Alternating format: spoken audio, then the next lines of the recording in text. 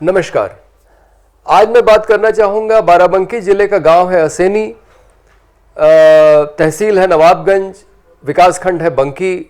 वहाँ अमित मौर्य के नेतृत्व में, जो वहाँ सोशलिस्ट पार्टी के जिला अध्यक्ष हैं, एक शराब की दुकान को बंद कराने का आंदोलन चल रहा है, जिसमें महिलाएं बहुत बढ़ चढ़ के भाग ले रही हैं। रीना देवी सोशलिस्ट महिला सभा की अध्यक्षा हैं, सरोजनी है, पुष्पा है, पूजा है, एक दूसरी सरोजनी है। गांव की तमाम महिलाएं वहां रोज इकट्ठा होती हैं। एक लीलावती जी हैं।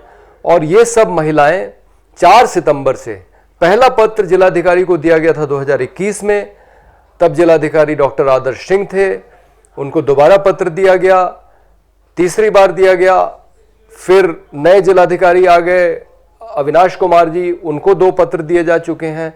5 ज्ञापन देने के बाद भी जब जिलाधिकारियों ने कोई निर्णय नहीं लिया, तो 4 सितंबर को वहां एक धरना शुरू हुआ। 7 तारीख को जन्माष्टमी के दिन वहां अधिकारी आए, जब महिलाएं पहले तो वो शराब की दुकान से कुछ दूर बैठी थीं, फिर जब वो शराब की दुकान पे ही जाके बैठ गईं, तो एक एक करके पहले आबकारी विभाग के निरीक्षक आए, जिला आबकारी अधिकारी आए, फिर नायब तहसीलदार और उप जिलाधिकारी भी आए। और हम लोगों ने उनसे यही सवाल पूछा कि आप शराब पीते हैं कि नहीं।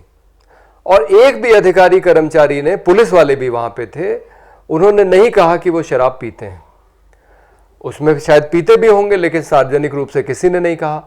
तो हमने फिर सवाल ये खड़ा किया, और गांव की महिलाओं ने भी ये सवाल खड़ा किया कि जब आप खुद नहीं पीते हैं और आप नहीं चाहेंगे कि आपका बच्चा शराब पिए, तो आप गांव वालों को क्यों शराब पिलाना चाहते हैं। और मैंने ये भी सवाल खड़ा किया कि जन्माष्टमी के दिन आप यहां आके क्या काम कर रहे हैं, लोगों को शराब पिलाने के लिए मजबूर कर रहे हैं। मैं आपकी बीवी को फोन लगा के उनको बताऊं कि आप क्या काम कर रहे हैं। और मैंने एसडीएम और बाकी लोग अधिकारियों से यह भी कहा कि जब आप पढ़ लिख रहे होंगे अधिकारी बनने के लिए, तो आपके माता पिता को कितनी उम्मीदें होंगी कि मेरा बेटा पढ़ लिख के बड़ा अफसर बनेगा, लोगों के लिए अच्छा काम करेगा। मैंने कहा आज आपके माता पिता को बताया जाए कि आप यहाँ शराब पिलाने के लिए आए हैं गांव वालों को, तो वो कैसा महसूस करेंगे। और अधिकारी कहते थे कि भाई सरकार की नीति है, हमें राजस्व बढ़ाना है। तो हमने कहा कि फिर ठीक है, आप शराब पीजिए, यहाँ सरकार का राजस्व बढ़ाइए। अंत में जिला उप जिलाधिकारी ने 15 दिन का समय मांगा, और उसके बाद नायब तहसीलदार ने, हमारे एक साथी संतोष धरकार जी जो वीडियो ले रहे थे इस पूरी बातचीत का, उन पे आपत्ति की कि वो वीडियो नहीं ले सकते। उस पे विवाद हुआ, और फिर नायब तहसीलदार ने लाठीचार्ज का आदेश दिया। लेकिन पुलिस, जिसको लाठीचार्ज करना था, वो इस आंदोलन के समर्थन में थी, क्योंकि मुझे कई पुलिस वालों ने आके कहा कि नहीं, ये काम बड़ा अच्छा है, क्योंकि शराब की दुकान तो बंद होनी ही चाहिए, और ख़ास करके जब गांव के लोग चाहते हैं। और हाँ, मैं ये तो बताना भूल ही गया कि ग्राम पंचायत का प्रस्ताव है 2021 में कि ये शराब की दुकान वहाँ से बंद होनी चाहिए। तो पुलिस ने तो लाठीचार्ज नहीं किया, लेकिन आबकारी विभाग के एक इंस्पेक्टर ने मुझे धक्का दिया। तब अमित मौर्य ने मुझे पकड़ लिया, और एसडीएम ने अमित मौर्य को अपने हाथों से मारना शुरू किया। मैंने उस एसडीएम से कहा, आपको शर्म नहीं आती, आप इस तरह से मार रहे हैं। हम लोगों ने उसके बाद जिलाधिकारी को एक चिट्ठी लिखी कि जो अधिकारी कर्मचारी जनता के साथ मारपीट करते हैं, हम इनके साथ बातचीत नहीं करेंगे। और महिलाओं को जो मारा पीटा गया, उसकी एक अलग शिकायत पुलिस अधीक्षक को की गई महिलाओं की तरफ से। हमारी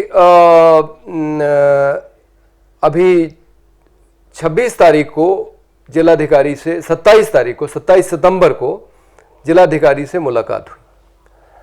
जिलाधिकारी का कहना था सरकार की नीति है, हमारा कहना था कि सरकार की नीति उत्तर प्रदेश में है, बिहार में नहीं है, गुजरात में नहीं है। जब बिहार और गुजरात की सरकारें बिना शराब के राजस्व से चल सकती हैं, तो उत्तर प्रदेश की सरकार क्यों नहीं चल सकती। और हमने ये भी एक पर्चा निकाला है कि योगी कहते हैं कि उत्तर प्रदेश में राम राज्य आ गया। तो सवाल ये है कि जो राम जी का राम राज्य था, तो क्या वहां शराब पिला के राम जी की सरकार राजस्व कमाती थी।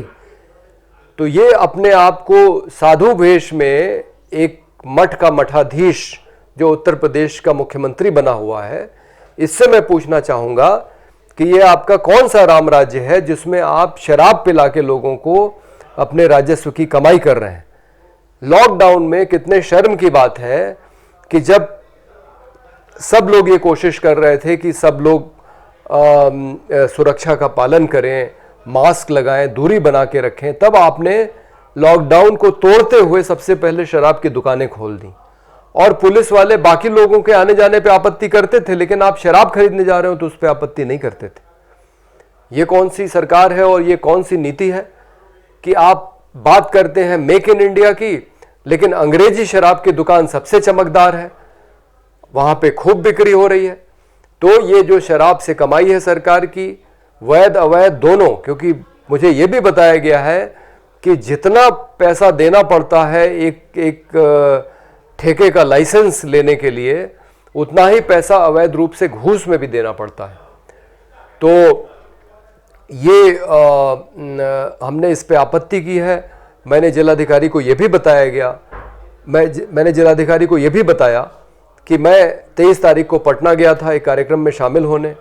तो जिस वाहन से मैं जा रहा था उसके चालक ने मुझे ये बताया कि जब से बिहार में शराब बंद हुई है, तब से जो सड़क दुर्घटनाएं होती हैं उसमें 99% कमी आई है। और 27 तारीख को जो एसओचे महोदय मुझे असैनी गांव से जिलाधिकारी के पास ले जा रहे थे, उन्होंने मुझे ये बताया कि जितने लोग हत्याओं में मारे जाते हैं उससे 5 गुना लोग सड़क की दुर्घटनाओं में मारे जाते हैं। ये सारे तर्क हमने जिलाधिकारी के सामने रखे। अपने पर्चे में हमने ये भी लिखा है कि अगर सरकार को इतना ही शौक है शराब से राजस्व कमाने का, तो अपने कर्मचारियों अधिकारियों के लिए अनिवार्य कर दे कि वो वेतन के 5-10% से शराब खरीदें और अपने घर ले जाएं। फिर हम देखते हैं उनके घर वाले क्या कहते हैं। और हमारे साथ रीना देवी थी, जो हमारी सारी बातचीत को डीएम की तरफ अपना फोन करके रिकॉर्ड करने की कोशिश कर रही थी।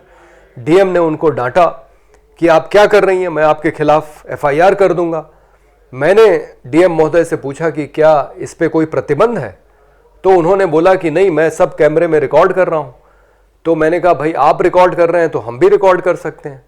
तो अंत में उन्होंने इस बात को माना कि हम भी रिकॉर्ड कर सकते हैं अपनी बातचीत, बस उन्होंने ये कहा कि आप मुझे बता के करते।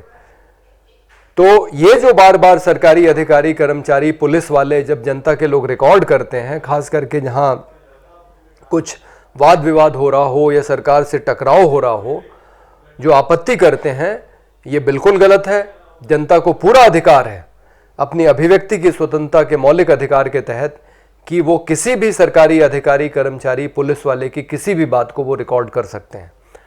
अंत में जिलाधिकारी ने यही कहा कि देखिए, मैं आपकी सारी बातों से सहमत हूं, सारे तर्कों से सहमत हूं, और शायद मैं इस कुर्सी पर नहीं होता तो मैं आपके आंदोलन के साथ होता। तो सब लोग इस बात को समझते हैं कि शराब एक गलत चीज़ है, लेकिन ये बहुत शर्म की बात है कि भगवा वेश में एक साधु उत्तर प्रदेश का मुख्यमंत्री बना हुआ है, कहता है कि राम राज आ गया, लेकिन शराब पिला के शराब की कमाई से अपनी सरकार चला रहा है और उसी कमाई से गौशालाओं को भी वो वित्त पोषित करता है, जिसका नतीजा ये है कि गौशालाओं में गायें मर रही हैं। तो हम ये मांग करते हैं कि उत्तर प्रदेश में गाय नीति बदले और शराब नीति बदले। ये भारतीय जनता पार्टी बार बार ये कहती है कि एक देश में एक जैसी नीतियां होनी चाहिए। तो मैं ये पूछता हूं कि एक देश में एक शराब नीति क्यों नहीं है? गुजरात में क्यों प्रतिबंध है, बिहार में क्यों प्रतिबंध है, यहां आपने क्यों खुली छूट दे रखी है? और संविधान में देखेंगे तो वहां स्पष्ट लिखा है कि सरकार शराब पे प्रतिबंध लगाने की कोशिश करेगी। तो एक देश एक शराब नीति के हिसाब से सिर्फ शराब पे प्रतिबंध की नीति ही हो सकती है और वो लागू होनी चाहिए। फिर एक देश एक गाय नीति क्यों नहीं है? आप कहते हैं गाय मां है, वो उसकी हत्या नहीं होनी चाहिए, गौ हत्या के खिलाफ कानून है, लेकिन सिर्फ कुछ राज्यों में ही क्यों? कुछ अन्य राज्यों को छूट क्यों दे रखी गई है? तो एक देश में एक गाय नीति भी आप नहीं चला रहे हैं। तो आप अपनी सुविधा से जब आपको लगेगा तो आप एक देश एक संविधान की बात करेंगे, एक देश एक चुनाव की बात करेंगे, लेकिन एक देश एक शराब नीति की बात नहीं करेंगे, एक देश एक गाय नीति की बात नहीं करेंगे। तो ये जो भारतीय जनता पार्टी और राष्ट्रीय स्वयंसेवक संघ का वैचारिक दिवालियापन है, ये ये खुल के लोगों के सामने आना चाहिए और लोगों को समझना चाहिए कि ये किस तरह से अपनी राजनीति के लिए कहीं पे गाय को बचाने का नाटक करते हैं और दूसरी जगह पर्दे के पीछे ये गाय को कटवाने का भी काम करते हैं। क्योंकि भारत इस समय, भारत से जो गाय का मीट है, भैंस का मीट है, वो बड़ी मात्रा में इस समय वो निर्यात किया जा रहा है। धन्यवाद।